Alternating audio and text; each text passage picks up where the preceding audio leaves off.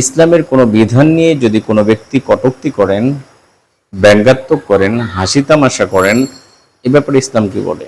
আমরা সূরা আত-তাওবার 64-65 নম্বর আয়াত যদি খেয়াল করি, সেখানে দেখব মুনাফিকরা এবং বিভিন্ন বিষয় নিয়ে ইসলামের তারা কটূক্তি করত, ব্যঙ্গাত্মক করত, হাসি তামাশা করত। আল্লাহ রাব্বুল আলামিন বলেন, ওয়ালা ইন সালতাহুম লা ইয়াকুলুন্না ইন্নামা কুন্না নাখুদু ওয়া নালআব।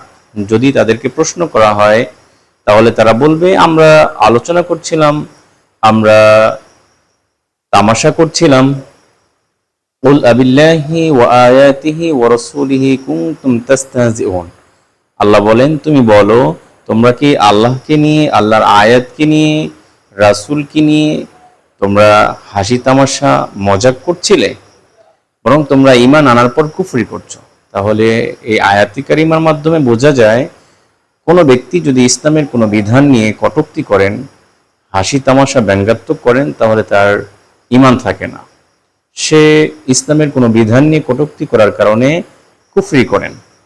সাম্প্রতিক নিকাব এবং হিজাব নিয়ে, পর্দা নিয়ে কেউ কেউ এভাবে কটূক্তি করছেন, উল্টাপাল্টা মন্তব্য করছেন, কথা বলছেন। তাদের ব্যাপারে একই হুকুম প্রযোজ্য, কারণ ইসলামের কোনো বিধান নিয়ে হাস্যরসাত্মক, ব্যঙ্গাত্মক এবং কটূক্তি করার কোনো সুযোগ কাউকে দেওয়া হয়নি।